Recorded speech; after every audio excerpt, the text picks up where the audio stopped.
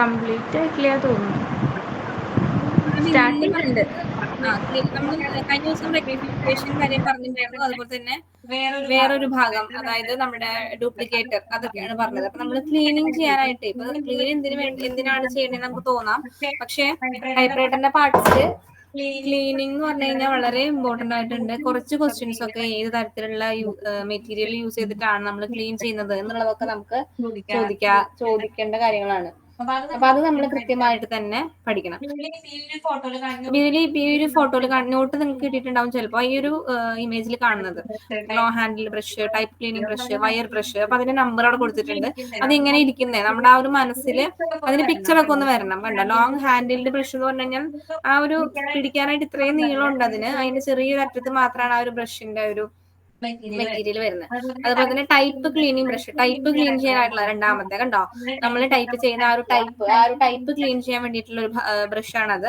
അതുപോലെ wire brush നോക്കൂ, ഉള്ളില് നമ്മളിപ്പോ ഒരു ബോട്ടിലൊക്കെ കഴുകാൻ വേണ്ടി യൂസ് ചെയ്യില്ല, അതുപോലത്തെയാണ് വയർ ബ്രഷ്. വയർ പോലെ ഇങ്ങനെ കുറേ ഉണ്ടായിരിക്കും. അതുപോലെ ഓയിൽ ക്യാൻ എന്ന് പറഞ്ഞു കഴിഞ്ഞാൽ അതിന്റെ നീഡിൽ നോക്കൂ, ഈ അറ്റത്തേക്കില്ലേ വളരെ നീളത്തിൽ ഇങ്ങനെ നിൽക്കുന്നുണ്ട് അതിന്റെ ആ ഒരു ടിപ്പ് എന്ന് പറഞ്ഞു കഴിഞ്ഞാൽ. അത് ഉള്ളിലേക്ക് ഓയിൽ ചെയ്യാനാണ്. നമ്മൾ ഈ ഒരു ടൈപ്പ്റൈറ്ററിന്റെ ഇന്നർ പാർട്സ് എന്ന് പറഞ്ഞാൽ നമുക്ക് പെട്ടെന്ന് കാണാനായിട്ട് പറ്റില്ല. നമ്മളെല്ലാം അത് ഓപ്പൺ ചെയ്ത് തുറന്ന് അതിനെ ക്ലീൻ ചെയ്യാനൊന്നും പറ്റില്ല. അപ്പൊ ഓയിൽ ക്യാൻ എന്ന് പറഞ്ഞു കഴിഞ്ഞാല് ആ അറ്റത്തേക്ക് ഉള്ളിലേക്ക് ഇറങ്ങി ചെന്ന് ഓയിൽ എത്താൻ വേണ്ടിയിട്ടാണ്. ഇതുപോലുള്ള ഇത് നിങ്ങൾ കണ്ടിട്ടുണ്ടാവും, വീട്ടിലൊക്കെ കണ്ടിട്ടുണ്ടാവും. അതുപോലെ തന്നെ ടച്ച് ഓയിലർ എന്ന് പറഞ്ഞാൽ നമ്മൾ ഓയിൽ അതിന്റെ അറ്റത്ത് തൊട്ടിട്ട് ഉള്ളിലേക്ക് ഇങ്ങനെ തൊട്ട് കൊടുക്കും. ഓയിലൊക്കെ എവിടെയെങ്കിലും ഓയിൽ എത്താത്ത ഭാഗം ഉണ്ടെങ്കിൽ അവിടേക്ക് നമ്മളൊന്ന് ടച്ച് ചെയ്ത് കൊടുക്കും. പിന്നെ പെട്രോൾ അല്ലെങ്കിൽ സ്പിരിറ്റ് നമ്മൾ യൂസ് ചെയ്യുന്ന, നമുക്കറിയാം പെട്രോൾ വെച്ച് ക്ലീൻ ചെയ്യേണ്ട കുറെ ഭാഗങ്ങളുണ്ട്, അല്ലെങ്കിൽ സ്പിരിറ്റ് വെച്ച് ക്ലീൻ ചെയ്യേണ്ട കുറെ ഭാഗങ്ങളുണ്ട്. അതിന് വേണ്ടിയിട്ട് പെട്രോൾ അല്ലെങ്കിൽ spirit. Hat pin or sharp pin number 7, ഈ ഒരു ചെറിയൊരു മുട്ടുസൂചി പോലെ ഇല്ലേ, അതാണ് ഹാറ്റ് പിൻ ട്ടോ. പിന്നെ ഡസ്റ്റർ ക്ലോത്ത്, തുടയ്ക്കാനായിട്ടുള്ള ഒരു cloth. Chamois leather or polishing cloth, leather വെച്ച്, ചാമോയിസ് ലെതർ വെച്ച് ക്ലീൻ ചെയ്യേണ്ട ടൈപ്പ്റൈറ്ററിലെ ഭാഗം ഏതാണെന്ന് നമ്മളോട് ചോദിക്കാറുണ്ട്. അപ്പൊ അത് ഏതാണെന്ന് നമ്മൾ പഠിക്കും. ഇത്രയും ഭാഗങ്ങളുടെ പേര് നിങ്ങൾ അറിഞ്ഞിരിക്കണം. ഇത് നിങ്ങൾ വിട്ടുപോകാനായിട്ട് പാടില്ല. Low handle brush, type cleaning brush, wire brush, oil can, touch oiler, petrol or spirit, hat pin or sharp pin, duster cloth, chamois leather or polishing cloth. ഇത്രയും കാര്യങ്ങളുടെ പേര് നിങ്ങൾ അറിഞ്ഞിരിക്കണം.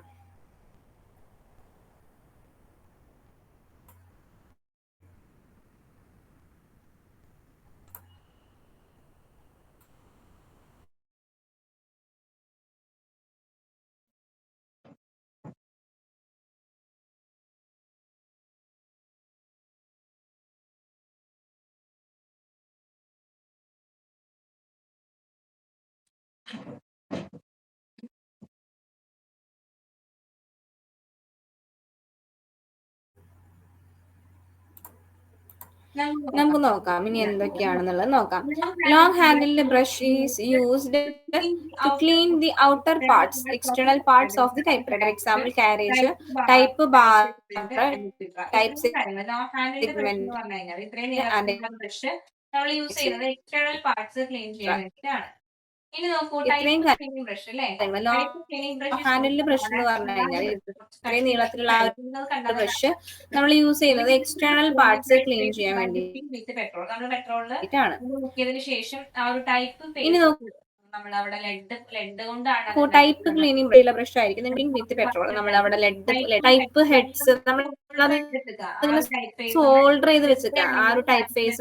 ഇപ്പൊ എ ആണെങ്കിൽ ക്യാപിറ്റൽ ലെറ്റർ എ ഉണ്ടാവും, small letter A ഉണ്ടായിരിക്കും. ഇത് രണ്ടും അവിടെ ഇങ്ങനെ സോൾഡർ ചെയ്യാന്ന് പറഞ്ഞു കഴിഞ്ഞാൽ അതിങ്ങനെ ഒട്ടിച്ച് വെച്ചേക്കാണ്. അതൊരു ലെഡ് കൊണ്ട് ഉണ്ടാക്കിയിട്ടുള്ള ഒരു മെറ്റീരിയൽ ആണ്. ഇപ്പൊ ഈ ആൽഫബറ്റ്സ് എന്ന് പറഞ്ഞാൽ അതാണ് നമ്മൾ ക്ലീൻ ചെയ്യുന്നത്. ആ ഒരു ടൈപ്പ് ഹെഡുകൾ, ടൈപ്പ് ഫേസസുകൾ നമ്മൾ എന്ത് വെച്ചിട്ട് ക്ലീൻ ചെയ്യും? പെട്രോൾ വെച്ചിട്ടില്ല. അപ്പൊ പെട്രോൾ ഡിപ്പ് ചെയ്തിട്ട് ഇത് ക്ലീൻ ചെയ്യാണ് ചെയ്യുന്നത്. അപ്പൊ ഹാർഡ് ബ്രഷ് ആണത്. എന്താണ് ഹാർഡ് ട്ടോ? ടൈപ്പ് ക്ലീനിങ് ബ്രഷ് അല്ലെങ്കിൽ ഹാർഡ് ബ്രഷ് എന്നാണ് അതിന് പറയാ. ഇപ്പൊ പറയുന്ന ഓരോ വാക്കുകളും ആദ്യമായിട്ട് കേൾക്കുന്നവരുണ്ടോ? ഇതിൽ ആദ്യമായിട്ട് കേൾക്കുന്നവരുണ്ടോ?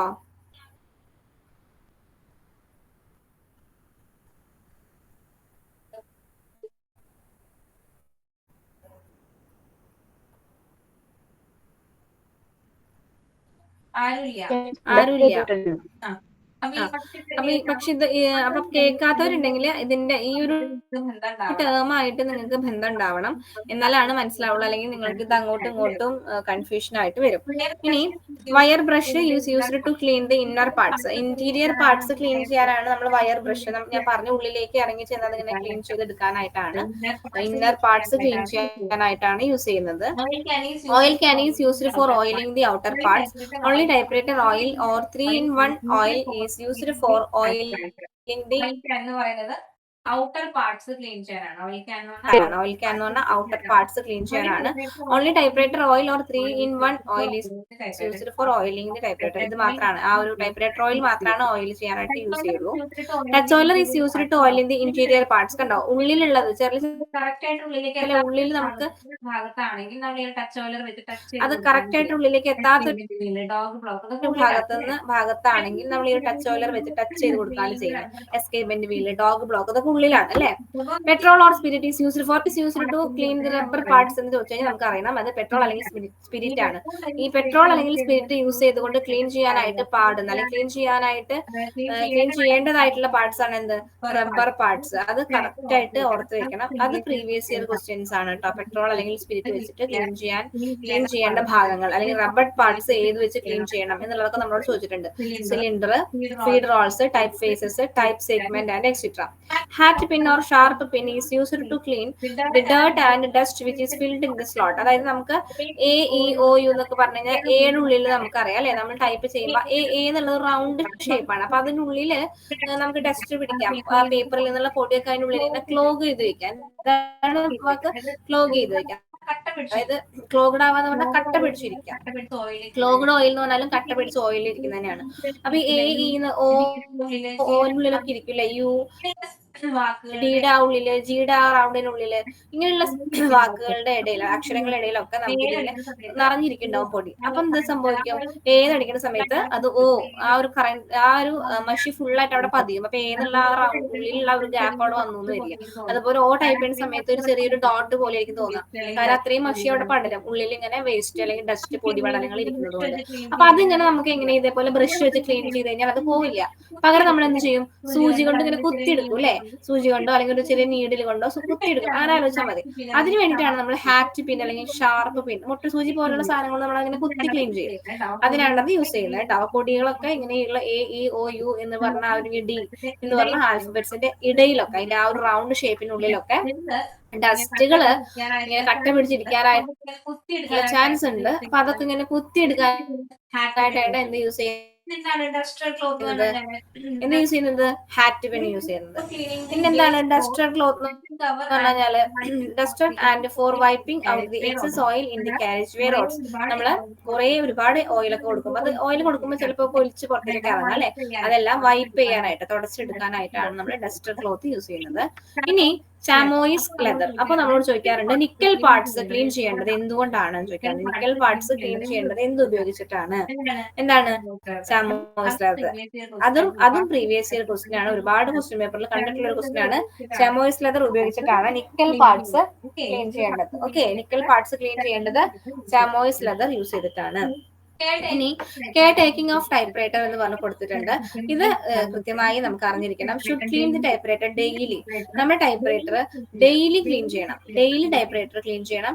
Should clean the type face, type head fortnightly. ഇടയ്ക്കിട്ട് എന്ത് ചെയ്യണം, ടൈപ്പ് ഫേസസ് ക്ലീൻ ചെയ്യണം, ഒന്നിടവിട്ട്.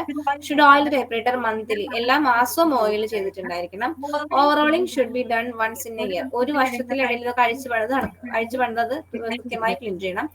Rubber parts type faces should be clean with petrol. കണ്ടോ, റബ്ബർ പാർട്സും ടൈപ്പ് ഫേസസും ക്ലീൻ ചെയ്യേണ്ടത് പെട്രോൾ ഉപയോഗിച്ചിട്ടാണ്.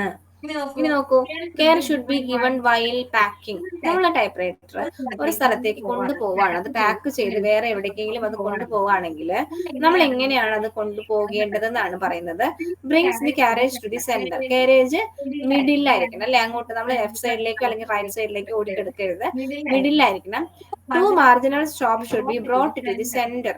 നമ്മള് 80 to 100 അല്ലെങ്കിൽ നമ്മൾ കണ്ടിട്ടുണ്ട് ഫുൾ സ്കാപ്പ് ടൈപ്പ്റൈറ്റർ ആണ് നമ്മൾ യൂസ് ചെയ്യുന്നതെങ്കിൽ അതില് നമ്മള് 10ലും വെക്കും മാർജിൻ, 80ലും വെക്കും അല്ലെ. നമ്മൾ 80ലും 60ലും ഒക്കെ വെക്കും, നമ്മൾ കണ്ടിട്ടുണ്ടോ. അപ്പൊ ലെഫ്റ്റ് സൈഡ് മാർജിൻ 10 വെച്ചു, റൈറ്റ് സൈഡ് മാർജിൻ 80 വെച്ചു. അപ്പൊ അങ്ങനെ അഡ്ജസ്റ്റ് ചെയ്യുന്ന രണ്ട് കാര്യങ്ങളുണ്ട്. അതാണ് നമ്മൾ മാർജിനൽ സ്റ്റോപ്സ് എന്ന് പറയുന്നത്. നമ്മൾ അങ്ങോട്ടും ഇങ്ങോട്ടൊക്കെ നീക്കി വെക്കാറുണ്ട്. ഇത് രണ്ടറ്റത്തായിരിക്കും കിടക്കുന്നുണ്ടാവുക. ഓർത്ത് നോക്കൂ, എവിടെ കിടക്കുന്നത്? രണ്ടറ്റത്താണ് അല്ലെ? ഒന്ന് ലെഫ്റ്റ് സൈഡിലും ഒന്ന് റൈറ്റ് സൈഡിലാണ്. നമ്മൾ ചെയ്യേണ്ടത് ഈ ഒരു കാരേജ് അങ്ങോട്ടും ഇങ്ങോട്ടും മൂവ് ചെയ്യാതിരിക്കാൻ വേണ്ടിയിട്ട് ഇതിന് രണ്ടിനെയും സെന്ററിൽ കൊണ്ടുവയ്ക്കാം. രണ്ട് മാർജിനൽ സ്റ്റോപ്സുകളും സെന്ററിലാക്കി വെക്കാം. Brought in to the centre. മനസ്സിലായോ? അപ്പൊ അടുത്ത് വെക്കാം. Space bar must be tied with frame. അത് സ്പേസ് ബാർ ഒന്ന് കെട്ടി വെക്കാം. Shift lock should be pressed. Shift lock അവിടെ പ്രസ് ചെയ്തിരിക്കാം. Cover the machine with metal cover or by good cloth. ഒന്നുകിൽ മെറ്റൽ കവർ വെച്ചോ അല്ലെങ്കിൽ നല്ല ക്ലോത്ത് വെച്ചോ ഇത് പൊതിഞ്ഞിരിക്കണം. മനസ്സിലായോ? കവർ ചെയ്തിട്ടുണ്ടാവും. അപ്പൊ ഇത്രയും കാര്യങ്ങളാണ് ക്ലീനിങ്ങിന് പറഞ്ഞിട്ടുള്ളത്. ഇതിന്റെ ഈ ക്ലീനിങ് എന്ന് പറയുമ്പോൾ ഇത്രയും പോർഷൻസ് വളരെ ഇമ്പോർട്ടന്റ് ആണ്. ഇത് നന്നായി തന്നെ പഠിക്കാം. അപ്പൊ ഈ നോട്ട് നിങ്ങളുടെ കയ്യിലുണ്ടെങ്കിൽ അത് വായിച്ചു നോക്കാം. കുറച്ച് സൗണ്ടിന് പ്രശ്നമുണ്ട്. അപ്പൊ ഇതൊന്ന് വായിച്ചു നോക്കൂ. നമ്മൾ കഴിഞ്ഞ ദിവസം ഇതല്ല നമ്മൾ എടുത്തത്, ഇത് നമ്മൾ ഓൾറെഡി വായിച്ചു നോക്കിയതാണ്. അടുത്ത നോട്ട് ഞാൻ കാണിച്ചു തരാം. ഇതാ ഉണ്ടോ? ഇത് നോക്കൂ. ഇതൊക്കെ നമ്മൾ കഴിഞ്ഞ ദിവസം ലാസ്റ്റ് പറഞ്ഞതാണ് അല്ലെ? കുറച്ച് ക്വസ്റ്റ്യൻസും പറഞ്ഞിട്ടുണ്ടായിരുന്നു. അതുപോലെ തന്നെ the following respectable terms are used either before the name or the end of the name of the addressing. നമ്മൾ എങ്ങനെയാണ് ഇതിനെ അഡ്രസ് ചെയ്യേണ്ടത് എന്നുള്ളതൊക്കെ പറഞ്ഞിട്ടുണ്ടായിരുന്നു. ഒന്ന് വായിച്ചു നോക്കൂ. എന്നിട്ട് നമുക്ക് അടുത്ത ഭാഗത്തേക്ക് കിടക്കാം.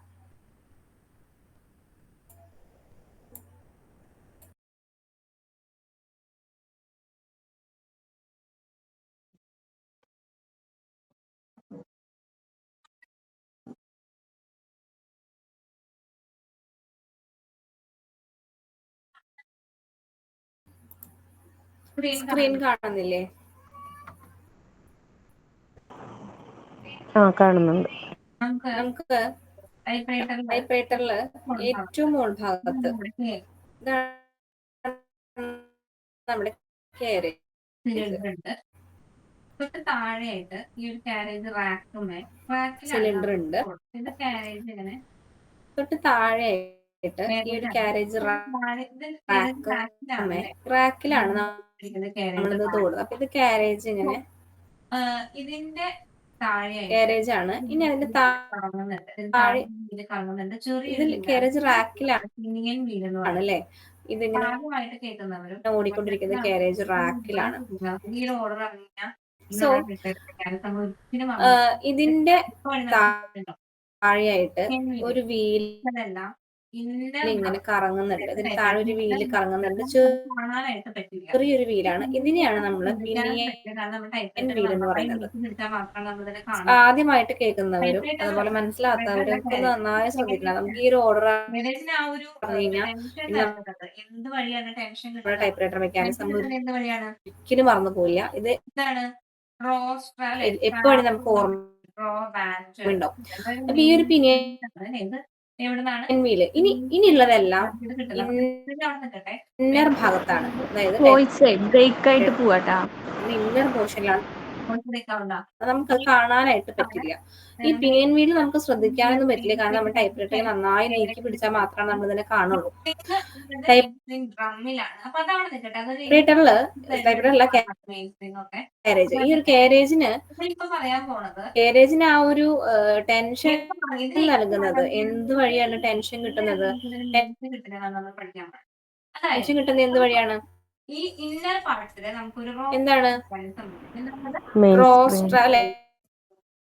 സ്ട്രാപ്പ് നമ്മൾ പഠിച്ചിട്ടുണ്ട്. ഡ്രോ ബാൻഡ് എന്നൊക്കെ പറഞ്ഞു. അതായത് മെയിൻ സ്പ്രിംഗിൽ നിന്നാണ് അല്ലെ? ഇത് എവിടുന്നാണ്? മെയിൻ സ്പ്രിംഗിൽ നിന്നാണ് നമുക്കിത് കിട്ടുന്നത്. അപ്പൊ മെയിൻ സ്പ്രിംഗ് അവിടെ നിൽക്കട്ടെ. മെയിൻ ഉള്ളത് മൂന്നാമത്തെ എന്താണ്? ബ്രേക്ക് ആവണ്ട. മെയിൻ സ്പ്രിംഗിൽ നിന്നാണ് നമുക്ക് ഈ ഒരു മെയിൻ സ്പ്രിംഗ് ടെൻഷൻ കാരേജിന് കിട്ടുന്നത്. മെയിൻ സ്പ്രിംഗ് ഉള്ളത് മെയിൻ സ്പ്രിംഗ് ഡ്രമ്മിലാണ്. അപ്പൊ അതവിടെ നിൽക്കട്ടെ. അതൊരു ഇന്നർ ലെഫ്റ്റ് സൈഡിലുള്ള ഒരു ഭാഗമാണ് മെയിൻ സ്പ്രിംഗ് ഒക്കെ. അതവിടെ നിൽക്കട്ടെ. നമ്മളിപ്പൊ പറയാൻ പോണത് എന്താണ്, ഇതിന് എങ്ങനെയാണ് നമുക്ക് ഈ ഒരു മൂവ്മെന്റ് കിട്ടുന്നത്? എങ്ങനെയാണ് നമുക്ക് ഇതിന് മൂവ്മെന്റ് ഈ ലൂസ് ഡോഗ് കിട്ടുന്നതാണ് നമ്മൾ പഠിക്കാൻ പോകുന്നത്. ഈ രണ്ടെണ്ണമാണ്. അതായത് നമ്മൾ പറഞ്ഞു ഡോഗ് ബ്ലോക്ക് എന്ന് പറയുന്നത് ഈ ഇന്നർ പാർട്സ് ഡോഗ് ബ്ലോക്ക് നമുക്കൊരു റോക്കർ മെക്കാനിസം ഉണ്ട്.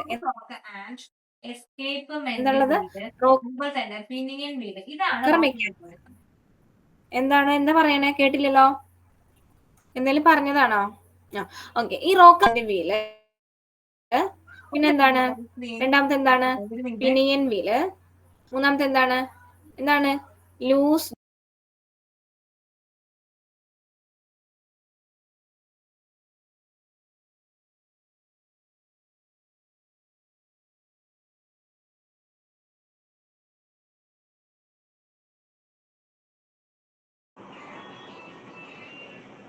മിസ് വോയിസ് പോയി സ്ക്രീനും കട്ടായി.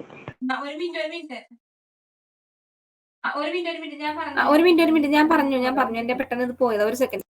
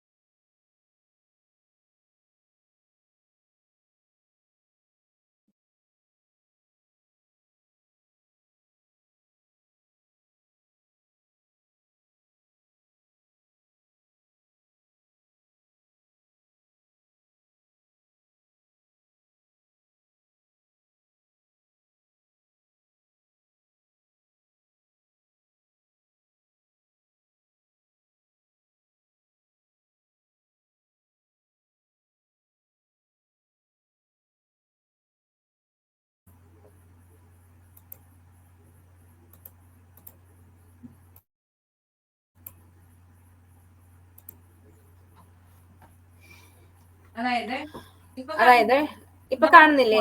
Dog block, escapement wheel, pinion wheel, ഇത്രയും കാര്യങ്ങളാണ് നമുക്ക് ഈ ഒരു മൂവ്മെന്റ് തരുന്നത്. ഇതില് നമ്മൾ പറഞ്ഞു എസ്കേപ്മെന്റ് വീലിന്റെ കൂടെ തന്നെ എസ്കേപ്മെന്റ് വീൽ എന്ന് പറയുന്നത് ഒരു വലിയൊരു വീലാണ്. ആ വീൽ എങ്ങനെ ഉണ്ടാവാ? ഇങ്ങനെ എന്താണ് ഫിംഗർ ലൈക്ക് പ്രൊജക്ഷൻസ് ഉണ്ടെന്ന് കണ്ടോ? ഇങ്ങനെ ഉണ്ടാവും. എസ്കേപ്മെന്റ് വീലും എപ്പോഴും ലൂസ് ഡോഗ് പിടിച്ചുകൊണ്ടിരിക്കും. ഇങ്ങനെ ഒരു പല്ല് പോലത്തെ ഒരു ഭാഗമാണ് ലൂസ് ഡോഗ്. ഈ ലൂസ് ഡോഗിന്റെ എപ്പോഴും അതിന്റെ ആ ഒരു കണക്ഷൻ, അതല്ലെങ്കിൽ അത് എപ്പോഴും എന്ത് ചെയ്തിട്ടുണ്ടാവും?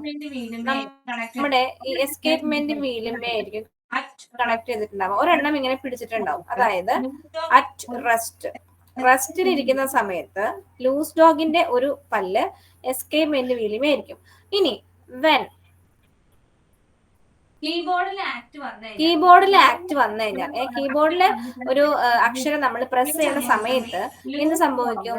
ലൂസ് ഡോഗ് റിലീസ് ചെയ്യും. Release the escapement wheel. Escapement വീലുമേ വിടും. അപ്പൊ ഇത് ഇവിടെ നിന്ന് വിട്ടു, ഇത് ഇവിടെ നിങ്ങളുടെ റിലീസ് ചെയ്തു.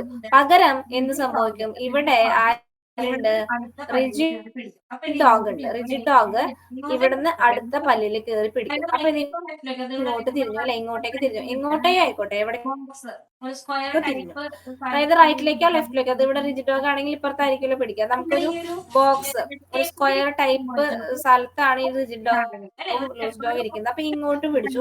അപ്പൊ നമ്മുടെ ഈ ഒരു എസ്കേപ്മെന്റ് വീൽ എന്ത് സംഭവിച്ചു? ഒരു സ്റ്റെപ്പ് കറങ്ങി, അല്ലെ? ഒരു സ്റ്റെപ്പ്, അതായത് ഒറ്റ ഒരു പല്ല് താഴത്തേക്ക് കറങ്ങി.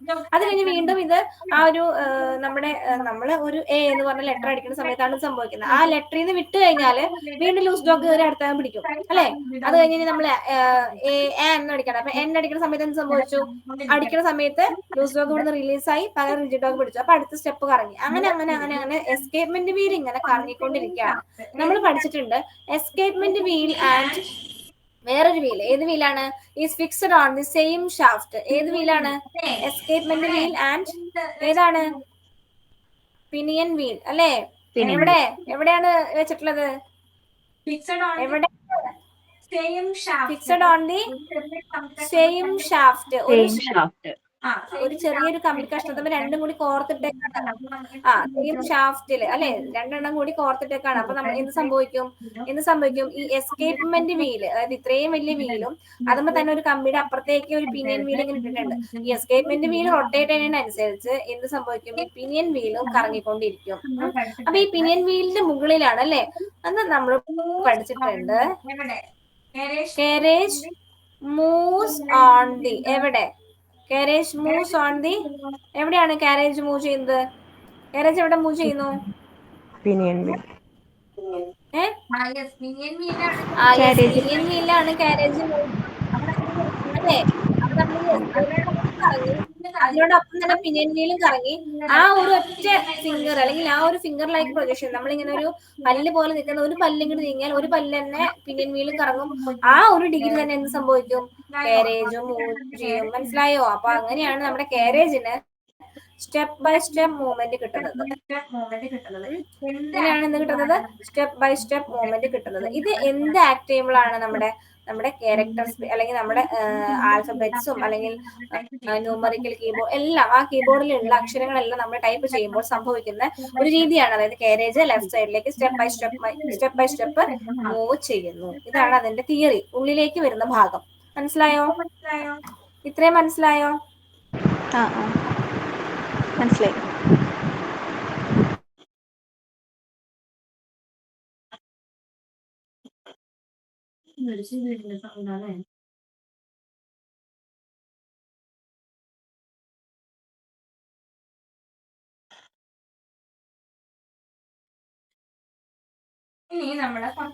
ഇനി നമ്മൾ കുറച്ചു കാര്യം കൂടി പറയാം, എന്നിട്ട് നമുക്ക് ഇന്നത്തെ ക്ലാസ് ഇവിടെ വൈൻഡപ്പ് ചെയ്യാം.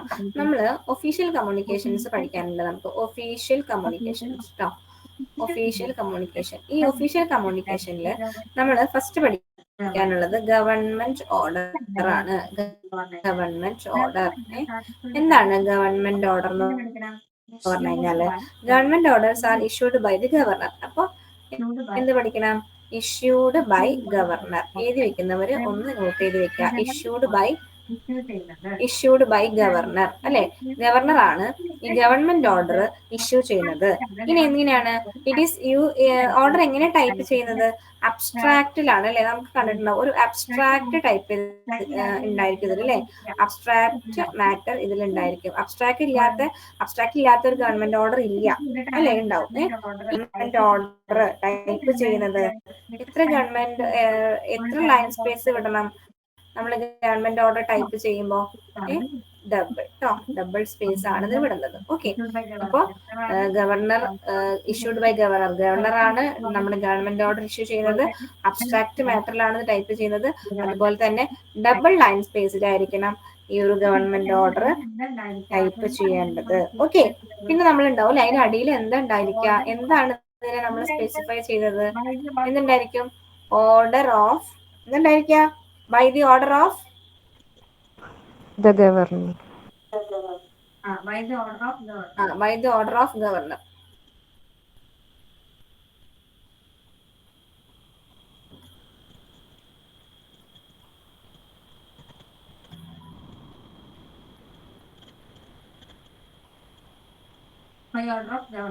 ബൈ ഓർഡർ ഓഫ് ഗവർണർ ഉണ്ടായിരിക്കും.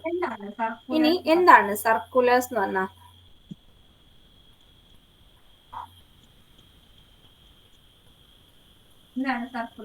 എന്താണ് സർക്കുലേഴ്സ്?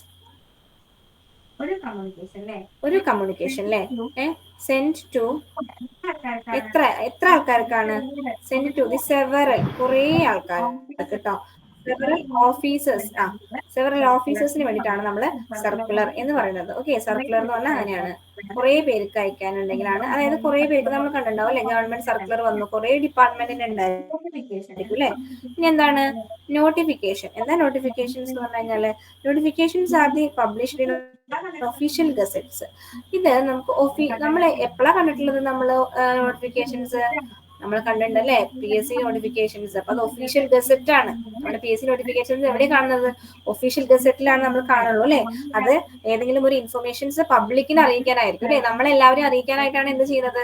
നമ്മുടെ PSC സൈറ്റില് നമുക്ക് നോട്ടിഫിക്കേഷൻസ് ഇടുന്നത്. അപ്പൊ ജോലിയുടെ ആയിരിക്കാം, വേറെ പല കാര്യങ്ങളും നോട്ടിഫിക്കേഷൻ ആയിട്ട് ഒഫീഷ്യൽ ഗസറ്റിലായിരിക്കും ഇത് പബ്ലിഷ് ചെയ്തിട്ടുണ്ടാവുക. അപ്പൊ ഒഫീഷ്യൽ ഗസറ്റ് എന്ന് പറഞ്ഞു ചോദിച്ചാൽ അത് നോട്ടിഫിക്കേഷൻ ആണ് കേട്ടോ. അതുപോലെ തന്നെ അതിന്റെ ഒരു അഡ്രസ് ഉണ്ടായിരിക്കില്ല അല്ലെ. ഇപ്പൊ ഗവർണർക്കാണോ, പ്രസിഡന്റിനാണോ, പ്രധാനമന്ത്രിക്ക് അല്ല നമ്മുടെ മുഖ്യമന്ത്രിക്കാണോ, അല്ലെങ്കിൽ വേറെ ഏതെങ്കിലും മിനിസ്റ്റേഴ്സിനാണോ, അല്ലെങ്കിൽ പബ്ലിക്കിൽ ഇന്ന ആൾക്കാണോ, പ്രസിഡന്റിനാണോ, സെക്രട്ടറിക്കാണോ, അങ്ങനെ ഒരു അഡ്രസ് ഉണ്ടായിരിക്കില്ല. നമുക്ക് ആർക്ക് വേണമെങ്കിലും അല്ലെ, പബ്ലിക്കിന് വേണ്ടിയിട്ട് ഒരു പബ്ലിക് ആയിട്ടുള്ള ഒരു ഇൻഫർമേഷൻ ആണ് അവിടെ ഷെയർ ചെയ്യുന്നത്. അത് ഏതെങ്കിലും ഒരു സ്പെഷ്യലൈസ് ചെയ്തിട്ടുള്ള ഗ്രൂപ്പിന് മാത്രമേ വായിക്കാൻ പാടുള്ളൂ, അല്ലെങ്കിൽ അവർക്ക് അങ്ങനെയല്ല. നമ്മൾ ഒരു പബ്ലിക്കിന് വേണ്ടിയിട്ട് ഒരു ഇൻഫർമേഷൻ പാസ് ചെയ്യാണ് അല്ലെ. അതൊരു ഒഫീഷ്യൽ ഗസറ്റ് വഴി, അതിനൊരു ഗസറ്റ് ഇല്ലാതെ അല്ലെങ്കിൽ ഒരു ഡേറ്റ് അതൊന്നും ഇല്ലാതെ നമുക്കത് പബ്ലിഷ് ചെയ്യാനായിട്ട് പാടില്ല. അതാണ് നോട്ടിഫിക്കേഷനുമായിട്ടുള്ള വ്യത്യാസം. അപ്പോൾ നമ്മൾ 3 പഠിച്ചു. Government order. ഗവൺമെന്റ് ഓർഡർ എല്ലാവരും നമ്മുടെ ടൈപ്പ് റൈറ്ററിൽ സെക്കൻഡ് പേപ്പർ അടിക്കുന്ന സമയത്ത് അടിച്ചിട്ടുണ്ടാവും അല്ലെ. നമ്മൾ നടുവിൽ എണ്ണിയിട്ട് അല്ലെ ഗവൺമെന്റ് ഓർഡർ എന്നൊക്കെ അടിക്കണമെന്നുണ്ടെങ്കിൽ അത് എത്ര എണ്ണം എന്നൊക്കെ എണ്ണിയിട്ട് നമ്മൾ റൈറ്റ് സൈഡ് മാർജിനും ലെഫ്റ്റ് സൈഡ് മാർജിനും ഒക്കെ സെറ്റ് ചെയ്തിട്ടുണ്ടാവും. അപ്പൊ അത് നമ്മുടെ മനസ്സിലേക്ക് വരണം. അതാണ് ഗവൺമെന്റ് ഓർഡർ. അതില് ഒരു അബ്സ്ട്രാക്ട് ഫോം ഉണ്ടാവും. അതുപോലെ തന്നെ ഒരു ഗവൺമെന്റ് ഓർഡറിന്റെ നടുവില് ഓർഡർ എന്നിങ്ങനെ നമ്മൾ എഴുതിയിട്ടുണ്ടാവും അല്ലെ. ഓർഡർ എന്നുള്ളത് ഇങ്ങനെ ക്യാപിറ്റൽ ലെറ്ററിൽ നടുവിൽ എഴുതിയിട്ടുണ്ടാവും. അത് കഴിഞ്ഞിട്ടാണ് നമ്മൾ ഒരു അബ്സ്ട്രാക്ട് എന്നൊക്കെ പറഞ്ഞിട്ട് എഴുതിയിട്ടുണ്ടാവാം. അപ്പൊ ഒരു അബ്സ്ട്രാക്ട് ഫോമിലായിരിക്കും എന്ത് കിടക്കുന്നത് ഉണ്ടാവുക, ഗവൺമെന്റ് ഓർഡർ നമ്മൾ ടൈപ്പ് ചെയ്തിട്ടുണ്ടാവും. അപ്പൊ ആ ഒരു ഫോം ഒക്കെ നമ്മുടെ മനസ്സിലേക്ക് വരണം. അപ്പൊ അത് ആരാണ് ഇഷ്യൂ ചെയ്യുന്നത്? ഗവൺമെന്റ് ഓർഡർ എപ്പോഴും ഇഷ്യൂ ചെയ്യുന്നത് issued by the governor. Governor ആണ് ഗവൺമെന്റ് ഓർഡറുകളെല്ലാം ഇഷ്യൂ ചെയ്യുന്നത്. അതാണ് അവിടെ authority of the government order is governor. Who is the authority? Governor ആണ്. ഇനി അതുപോലെ തന്നെ നമ്മൾ ടൈപ്പ് ചെയ്യുമ്പോൾ ശ്രദ്ധിക്കേണ്ട ഒരു കാര്യമാണ് ലൈൻ സ്പേസ് 2 ഇടണം. ഡബിൾ ലൈൻ സ്പേസ് ആണ് വേണ്ടത്. എത്രയാണ് വേണ്ടത്? ഡബിൾ ലൈൻ സ്പേസ് ആണ്. അബ്സ്ട്രാക്ട് ടൈപ്പ് ചെയ്യുന്ന സമയത്ത് ഡബിൾ ലൈൻ സ്പേസ് വേണം. ഇനി അതിന്റെ അടിയിൽ അതിന്റെ ഒരു സിഗ്നേച്ചർ ചെയ്യാനായിട്ടുള്ള ഒരു അതോറിറ്റി എന്ന് പറഞ്ഞാൽ by the order of the governor എന്നായിരിക്കും കൊടുത്തിട്ടുണ്ടാവുക. എന്താണ്? By the order of the governor. ഗവർണർക്ക് വേണ്ടിയിട്ടായിരിക്കും വേറെ വല്ല ആരെങ്കിലും അത് സൈൻ ചെയ്ത് കൊടുത്തിട്ടുണ്ടാവുക. ഓക്കെ. ഇനി നമ്മൾ പറഞ്ഞത് സർക്കുലേഴ്സ് ആണ്. സർക്കുലറുകൾ എന്ന് പറഞ്ഞാൽ നമുക്കറിയാം, നമ്മളൊരു ഒഫീഷ്യലി ഏതെങ്കിലും ഒരു കുറച്ച് ഗ്രൂപ്പ് ഓഫ് ഓഫീസേഴ്സിന് ഇതൊരു സർക്കുലർ ആണ്, നാളെ മുതൽ ഈ നിറത്തിലുള്ള യൂണിഫോം എല്ലാവരും ധരിച്ചു വരണം, ഇതെല്ലാം ഓഫീസിലേക്ക് കൊടുക്കണം. അതുപോലെ തന്നെ ഏതെങ്കിലും ഒരു ഡിപ്പാർട്ട്മെന്റ് നാളെ മുതൽ നമ്മുടെ വർക്കിംഗ് ടൈം 9:30 to 5:30 വരെ ആക്കിയിട്ടുണ്ട്. ഇതൊരു സർക്കുലർ ആണ്. നാളെ മുതൽ നമ്മളത് പാലിക്കേണ്ട കാര്യമാണ്. അത് എല്ലാ ഓഫീസിലേക്ക് എത്തിക്കണം അല്ലെ. എല്ലാവരും അറിയണം, അത് ഓഫീസേഴ്സിനൊക്കെ എത്തണം. അതാണ് send to the several offices. അത് കുറെ ഓഫീസുകളിലേക്ക് നമ്മൾ അറിയിക്കാനായിട്ടുള്ള ഒരു കമ്മ്യൂണിക്കേഷൻ. ഇതെല്ലാം ഒഫീഷ്യൽ കമ്മ്യൂണിക്കേഷൻ ആണ് കേട്ടോ. ഒഫീഷ്യൽ കമ്മ്യൂണിക്കേഷൻ ആണ്. മൂന്നാമത് നമ്മൾ എന്താ പഠിച്ചത്? നോട്ടിഫിക്കേഷൻ. നമ്മൾ നോട്ടിഫിക്കേഷൻ കേൾക്കുമ്പോൾ തന്നെ നമ്മൾ ആലോചിക്കുക, PSC നോട്ടിഫിക്കേഷൻ നമ്മൾ നോക്കിയിട്ടാണ് നമ്മുടെ എക്സാം ഒക്കെ നമ്മൾ അപ്ലൈ ചെയ്യുന്നത്. അത് ഒരാൾക്ക് വേണ്ടി സ്പെസിഫൈ ചെയ്ത് പറയുന്നില്ല. To all public. എന്താണ്? All public. പിന്നെ അതുപോലെ തന്നെ അത് എവിടെയാണ് അത് പ്രസിദ്ധീകരിക്കുന്നത്? ഒഫീഷ്യൽ ഗസറ്റോട് കൂടി അല്ലെ. ഒഫീഷ്യൽ ഗസറ്റിലാണ് അത് പബ്ലിഷ് ചെയ്യുന്നത്. അപ്പൊ നമ്മള് 3 എന്ത് പഠിച്ചു? ഇപ്പോ ഒഫീഷ്യൽ കമ്മ്യൂണിക്കേഷൻസ് പഠിച്ചു. ഇനി ഓഫീസ് ഓർഡർ എന്താണ്? ഓഫീസ് 4ാമത്തെയാണ് നമ്മൾ പഠിക്കാൻ പോകുന്നത്. ഓഫീസ് ഓർഡർ എന്താണ്? ഓഫീസ് ഓർഡർ ആണ് അല്ലെ. ഓഫീസ് ഓർഡർ അതായത് നമുക്കറിയാം അപ്പോയിന്റ്മെന്റ് ഓർഡർ. നമുക്ക് അത് മാത്രമേ ഇപ്പൊ അറിയുള്ളൂ. അപ്പോയിന്റ്മെന്റ് ഓർഡർ കിട്ടുക നമുക്ക് എന്തിനാണ് കിട്ടുക? നമുക്കൊരു ജോലി കിട്ടിയില്ലേ, നമ്മൾ ഇന്ന ജോലി ഇത്ര രൂപയിൽ ഇത്ര ഈ ഒരു സ്ഥലത്ത് ഞാൻ ഈ ഒരു പോസ്റ്റിലേക്ക് അപ്പോയിന്റ്മെന്റ് ചെയ്തിട്ടുണ്ട്. അപ്പോൾ ലൈക്ക് അപ്പോയിന്റ്മെന്റ് ഓർഡർ പോലെയൊക്കെയാണ് എന്ത്? ഒരു ഓഫീസ് ഓർഡർ എന്നാണ് പറയുന്നത്. ഏതെങ്കിലും ഒരു ഓഫീസിലേക്ക് ചെറിയൊരു വിവരം ഒരാളെ അറിയിക്കാനായിട്ട് അല്ലെ. അതില് അഡ്രസ് ഉണ്ടാവും അല്ലെ. ആർക്കാണ് അയക്കുന്നതെന്നുള്ള കൃത്യമായ അഡ്രസ് ഉണ്ടായിരിക്കണം. മനസ്സിലായല്ലോ? ഇനി അപ്പൊ ഓഫീസ് ഓർഡർ എന്ന് പറഞ്ഞാൽ അത്രയുള്ളൂ. നമുക്കൊരു പേഴ്സണ് ഒരു ഓഫീസിൽ നിന്ന് എന്തെങ്കിലും കാര്യങ്ങൾ ഈ ഒരു നമുക്ക് അപ്പോയിന്റ്മെന്റ് ഓർഡർ എന്നൊക്കെ പറഞ്ഞാൽ നമ്മൾ അത് ജോയിൻ ചെയ്യേണ്ടതാണ് അല്ലെ. അതൊരു വളരെ ഇമ്പോർട്ടന്റ് ആയിട്ടുള്ള ഒരു കാര്യമാണ്. അതുപോലെ തന്നെ നമ്മളത് റിപ്പോർട്ട് ചെയ്യേണ്ട ഒരു കാര്യമാണ്. അപ്പൊ അങ്ങനെയുള്ള കാര്യങ്ങളൊക്കെയാണ് നമ്മൾ ഓഫീസ് ഓർഡർ ആയിട്ട് അയക്കാനായിട്ട് പാടുള്ളൂ. ഇനി അടുത്തത് ഓഫീസ് മെമ്മോറാണ്ടം. എന്തിനാണ് നമുക്ക് മെമ്മോ അയക്കാം? എപ്പോഴാണ് നമുക്ക് മെമ്മോ അയക്കാം? എന്തിനാണ് നമുക്ക് മെമ്മോ അയക്കേണ്ടത്? ഓഫീസ് മെമ്മോറാണ്ടത്തിന് ഒരു പ്രത്യേകത ഉണ്ട്. No salutation. സല്യൂട്ടേഷന്റെ ആവശ്യമില്ല.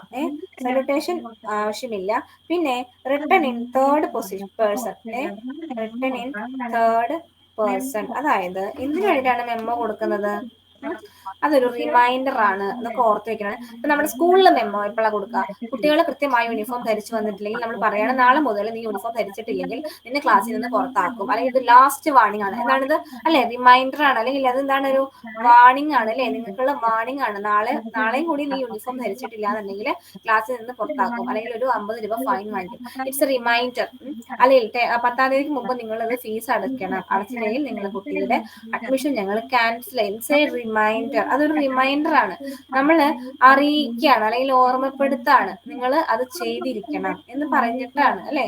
അപ്പൊ അതിനവിടെ സല്യൂട്ടേഷൻ ഒന്നുമില്ല, ഡിയർ സർ അല്ലെങ്കിൽ ഡിയർ കുട്ടികളെ നിങ്ങൾ ഇങ്ങനെ ചെയ്യണം, അങ്ങനെ ഒരു സല്യൂട്ടേഷനോ അല്ലെങ്കിൽ ഓഫീസ് മെമ്മോറാണ്ട് നമ്മളൊരു പേഴ്സൺ വളരെ മോശമായി ബിഹേവ് ചെയ്തു, ആൾക്ക് നമ്മളോട് പറയാണ് നീ 7 ദിവസം സസ്പെൻഷൻ ആണ് നിനക്ക്, അല്ലെങ്കിൽ ഈ ഒരു നിയമം നീ ലംഘിച്ചത് കൊണ്ട് നിനക്ക് ഇത്തരത്തിലുള്ള ശിക്ഷാ നടപടികൾ ഉണ്ടായിരിക്കും എന്നൊക്കെ പറഞ്ഞ് നമ്മൾ കൊടുക്കുന്നത് ഒരു മെമ്മോ എന്ന് പറഞ്ഞു കഴിഞ്ഞാൽ അതൊരു റിമൈൻഡർ ആണ്. ഒരാളെ ശിക്ഷിച്ചു എന്നല്ല അവിടെ പറയുന്നത്, അല്ലെങ്കിൽ ഒരാളെ ശിക്ഷിക്കാൻ വേണ്ടി കൊടുക്കുന്ന ലെറ്റർ അതല്ല, അത് it's a kind of reminder. അപ്പൊ റിമൈൻഡർ എന്ന് കേൾക്കുക അല്ലെങ്കിൽ റിമൈൻഡർ എന്ന് ഓർത്ത് വെക്കുക, അതാണ് എന്ത് ഓഫീസ് മെമ്മോറാണ്ടം എന്ന് പറഞ്ഞാൽ ഉദ്ദേശിക്കുന്നത്. അപ്പൊ നമ്മൾ 5 എണ്ണം പഠിച്ചു. 5 ഒഫീഷ്യൽ കമ്മ്യൂണിക്കേഷൻസ് പഠിച്ചു. ഗവൺമെന്റ് ഓർഡർ പഠിച്ചോ? കേട്ടു എന്നുള്ളത് എനിക്കറിയാം. പഠിച്ചോ? ഇനി ഡൗട്ട് ഉണ്ടോ? നമ്മൾ ഇതിനെ കുറിച്ച് ഇങ്ങനെ ഡീറ്റെയിൽ ആയിട്ട് പറഞ്ഞു പോകേണ്ട കാര്യമില്ല, കാരണം നിങ്ങൾക്ക് അത് കേട്ടാൽ തന്നെ അതിന്റെ മീനിങ് ഒക്കെ മനസ്സിലാവും. പിന്നെ ഓൾറെഡി നിങ്ങൾ ടൈപ്പിസ്റ്റ് ഒക്കെ പ്രിപ്പയർ ചെയ്യുന്ന ആൾക്കാരാണ്, ഇതൊക്കെ നിങ്ങൾക്ക് അറിഞ്ഞിട്ടുണ്ടാവും. നമ്മൾ ഇതൊക്കെ ഒന്ന് ഓർത്തെടുക്കുക, അതിനോടൊപ്പം തന്നെ പഠിച്ചു പോവാ. ഇനി നിങ്ങൾക്ക് അത് വായിക്കാനുള്ള ഒരു അവസരം വേണ്ട, അതിപ്പോ തന്നെ അതിന്റെ ഒപ്പം തന്നെ പഠിച്ചു പോവാ. 5 എണ്ണം ഒന്ന് പറഞ്ഞു നോക്കൂ. ഏതൊക്കെ പഠിച്ചു? 5 എണ്ണത്തില് ഏതൊക്കെ പഠിച്ചു? 5 എണ്ണം